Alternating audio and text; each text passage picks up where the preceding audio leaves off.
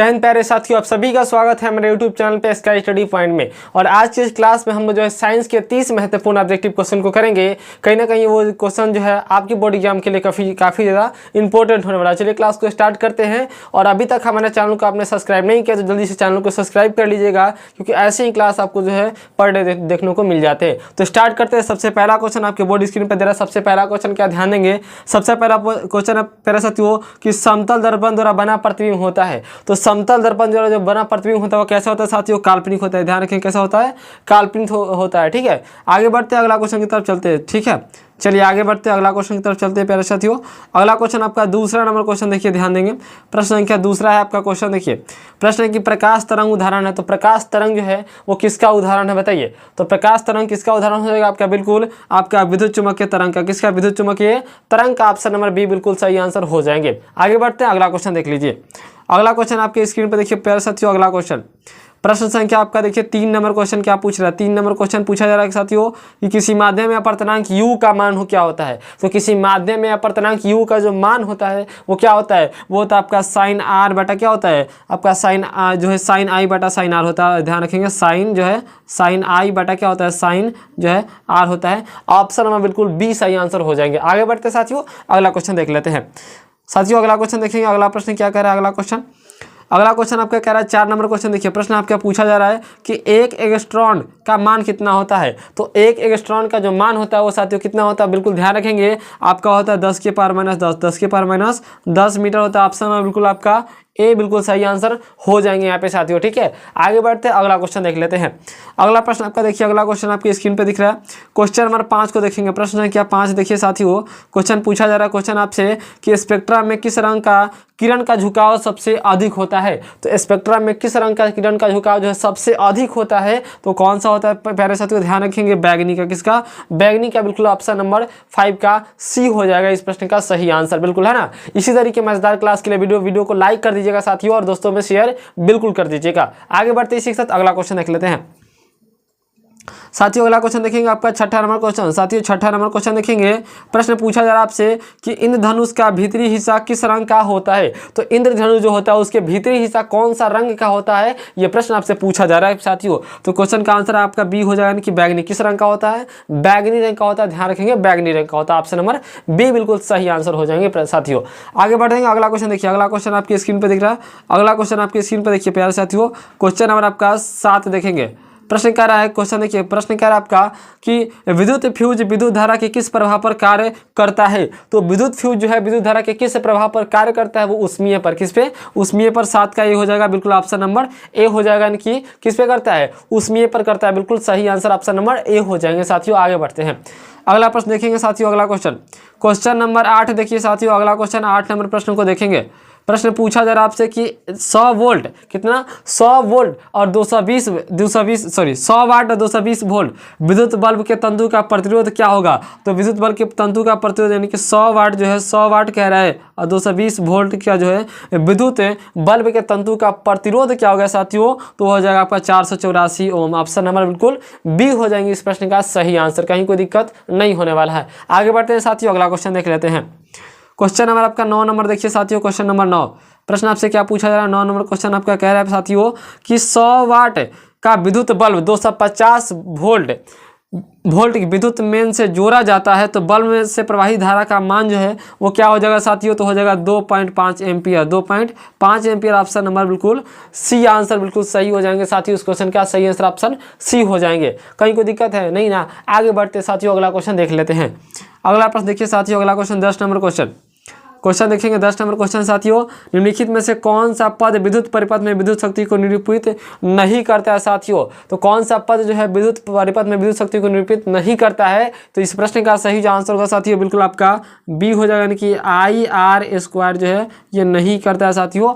बिल्कुल आपका 10 का सही आंसर बी हो जाएंगे। कहीं कोई दिक्कत, ऑप्शन नंबर बी बिल्कुल सही आंसर हो जाएंगे। तो यहाँ पर आपको जो है कोई दिक्कत नहीं होने वाला है। ठीक है, आगे बढ़े साथियों, अगला क्वेश्चन इसी के साथ देख लेते हैं साथियों। अगला क्वेश्चन प्रश्न संख्या 11 देखिए, क्वेश्चन संख्या 11 पर साथियों देखेंगे कि विद्युत धारा उत्पन्न करने की युक्ति को कहते हैं। तो विद्युत धारा उत्पन्न करने की युक्ति को हम लोग क्या कहते हैं साथियों? तो आपको पता होगा कि विद्युत धारा उत्पन्न करने की युक्ति को जो है हम लोग क्या कहते हैं साथियों? जनित्र कहते हैं। क्या कहते हैं साथियों? जनित्र कहते हैं। ऑप्शन नंबर बिल्कुल ए सही आंसर हो जाएगा। ऑप्शन नंबर ए बिल्कुल सही आंसर हो जाएंगे साथियों यहाँ पर। ठीक है, आगे बढ़ते हैं, अगला क्वेश्चन देख लेते हैं। चलिए साथियों, अगला क्वेश्चन आपका देखेंगे, बिल्कुल देखिए ध्यान दीजिए। प्रश्न संख्या 12 है साथियों कि प्रकृति में पृथ्वी पर ऊर्जा का मुख्य स्रोत क्या है? तो प्रकृति में ऊर्जा का मुख्य स्रोत जो है वो क्या हो जाएगा साथियों? बिल्कुल आपका सूर्य हो जाएगा। क्या होगा साथियों? सूर्य हो जाएगा। ऑप्शन नंबर बी बिल्कुल सही आंसर हो जाएंगे। यहाँ पर क्या हो जाएगा साथियों? सूर्य हो जाएगा। ऑप्शन नंबर बी बिल्कुल सही आंसर हो जाएंगे यहाँ पर साथियों। आगे बढ़ते इसी के साथ अगला क्वेश्चन देख लेते हैं साथियों। प्रश्न संख्या आपका 13 देखिए, क्वेश्चन नंबर 13 प्रश्न क्वेश्चन है कि ग्लोबल वार्मिंग के लिए निम्नलिखित में कौन सा गैस उत्तरदायी है? तो ग्लोबल वार्मिंग के लिए निम्नलिखित में कौन सा जो है किसमें कौन सा गैस जो है यहाँ पर उत्तरदायी है? बिल्कुल इस क्वेश्चन का सही आंसर ऑप्शन बी हो जाएगा, CO2। कौन सा? CO2 हो जाएगा। ऑप्शन नंबर बी बिल्कुल इस क्वेश्चन का सही आंसर ऑप्शन नंबर बी हो जाएंगे साथियों। यहाँ तक में कोई दिक्कत आपको नहीं होने वाला है ना। और अभी तक आपने चैनल को सब्सक्राइब नहीं किया, जल्दी से चैनल को सब्सक्राइब कर लीजिए साथियों, बिल्कुल है ना, क्योंकि आपके लिए हम इतना मेहनत कर रहे हैं कहीं ना कहीं, तो आपको तो सब्सक्राइब एक लाइक जो है बिल्कुल बनता है ना। तो बढ़ते हैं अगले क्वेश्चन की तरफ। अगले क्वेश्चन देख लेते हैं। अगला क्वेश्चन क्या है साथियों? प्रश्न संख्या आपका देखेंगे 14 नंबर क्वेश्चन साथियों। 14 नंबर क्वेश्चन पूछा रहा है कि साग सब्जियों का विघटन, देखिए क्वेश्चन क्या कह रहा है कि साग सब्जियों का विघटन होकर कंपोस्ट बनना, यानी कि साग सब्जियों का विघटन होकर कंपोस्ट बनना किस प्रकार की अभिक्रिया का उदाहरण है साथियों? तो किस प्रकार की अभिक्रिया का उदाहरण है साथियों? तो बिल्कुल आपका ऊष्माक्षेपीय अभिक्रिया। कौन सा? ऊष्माक्षेपीय अभिक्रिया। ऑप्शन नंबर बिल्कुल बी आंसर हो जाएंगे इस क्वेश्चन का सही आंसर। कहीं आपको दिक्कत नहीं होने वाला है यहाँ तक में, है ना। बढ़ते अगले क्वेश्चन की तरफ। अगला क्वेश्चन देखेंगे साथियों। प्रश्न संख्या आपका देखिए 15 नंबर क्वेश्चन साथियों। 15 नंबर क्वेश्चन को देख लेते हैं। प्रश्न क्या कह रहा है? प्रश्न आपसे पूछा जा रहा है कि Zn plus CuSO4 N plus ZnSO4 plus U ऊपर दी गई अभिक्रिया किस प्रकार की अभिक्रिया है साथियों? तो जो ऊपर दी गई अभिक्रिया जो है आपका कौन सा अभिक्रिया हो जाएगा? बिल्कुल आपका बी, यानी कि विस्थापन अभिक्रिया। कौन सा अभिक्रिया है प्यारे साथियों? ये विस्थापन अभिक्रिया हो जाएगा। ऑप्शन नंबर बी बिल्कुल बी आपका आंसर सही हो जाएगा। कहीं कोई दिक्कत नहीं होने वाला साथियों। आगे बढ़ते अगला क्वेश्चन की तरफ चलते हैं। अगला क्वेश्चन आपका देखेंगे 16 नंबर क्वेश्चन साथियों। 16 नंबर क्वेश्चन प्रश्न पूछ रहा है आपका कि संगमरमर का रासायनिक सूत्र क्या होता है? तो साथियों बताना आपको संगमरमर का रासायनिक सूत्र जो है वो क्या होता है? वो होता है आपका CaCO3। ऑप्शन नंबर बिल्कुल ए हो जाएंगे इस प्रश्न का सही आंसर। कहीं कोई दिक्कत नहीं होने वाला है। ऑप्शन नंबर ए बिल्कुल सही आंसर हो जाएंगे। आगे बढ़ते हैं साथियों, अगला क्वेश्चन की तरफ चलते हैं। अगला क्वेश्चन आपका 17 नंबर क्वेश्चन देखिए। प्रश्न कह रहा है 17 नंबर कि कोई विलयन लाल लिटमस को नीला कर देता है, उसका पीएच मान क्या होगा? तो कोई विलयन लाल लिटमस को नीला करता है, इसका पीएच मान जो कितना हो जाएगा प्यारे साथियों? वो 10 हो जाएगा। कितना होगा? 10। ऑप्शन नंबर बिल्कुल डी हो जाएंगे इस प्रश्न का सही आंसर प्यारे साथियों। क्या हो जाएगा? ऑप्शन नंबर डी हो जाएंगे। कहीं कोई दिक्कत नहीं, ऑप्शन नंबर डी हो जाएंगे इस क्वेश्चन का सही आंसर। आगे बढ़ते हैं साथियों, अगला क्वेश्चन देख लेते हैं। क्वेश्चन देखिए 18 नंबर क्वेश्चन साथियों। 18 नंबर क्वेश्चन पूछा जा रहा प्रश्न आपसे कि सीसा और टीन का मिश्र धातु को कहते हैं। तो सीसा और टीन के मिश्र धातु को हम लोग क्या कहते हैं साथियों? तो ध्यान देंगे कि सीसा और टीन के मिश्र धातु को क्या कहते हैं साथियों? ऑप्शन नंबर यानी कि सोल्डर हो जाएगा। क्या कहते हैं? सोल्डर कहते हैं। ऑप्शन नंबर बिल्कुल आपका सही आंसर जो होगा वो आपका ऑप्शन नंबर ए हो जाएगा। इस क्वेश्चन का सही आंसर ऑप्शन नंबर ए हो जाएगा। बिल्कुल आगे बढ़ते हैं साथियों, अगला क्वेश्चन देख लेते हैं। प्रश्न संख्या आपका 19 देखिए साथियों। क्वेश्चन संख्या 19 को देखेंगे। प्रश्न कह रहा है कि शुद्ध सोना को व्यक्त किया जाता है। तो शुद्ध सोना को जो है किससे व्यक्त किया जाता है साथियों? तो ध्यान देंगे साथियों इस प्रश्न का सही जो आंसर होगा बिल्कुल यानी कि शुद्ध सोना को किसको? 24 को। शुद्ध सोना जो होता है वो कितना?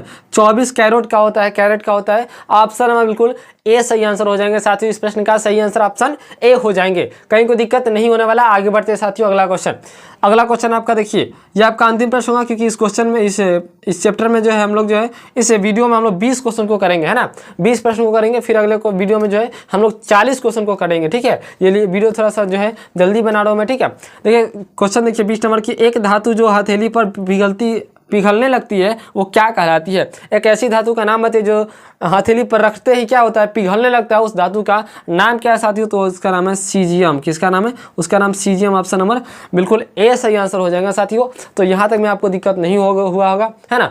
तो फिर आज इस क्लास को एंड करते हैं और यहीं पर हम लोग जो है क्लास को बंद करते हैं साथियों। और आप सभी से रिक्वेस्ट है कि दोस्तों के पास शेयर जरूर कर दीजिएगा एक बार साथियों, और अपने दोस्तों के पास शेयर करके वीडियो को लाइक जरूर कर दीजिएगा। अभी तक हमारे अपने चैनल को सब्सक्राइब नहीं किया, सब्सक्राइब कर दीजिए। और अभी तक आपने हमारे यूट्यूब चैनल को व्हाट्सएप ग्रुप को ज्वाइन नहीं किया तो नंबर नोट करेंगे पूरा 980, नंबर नोट करेंगे 9801612654। इस नंबर पे व्हाट्सएप कर दीजिएगा साथियों।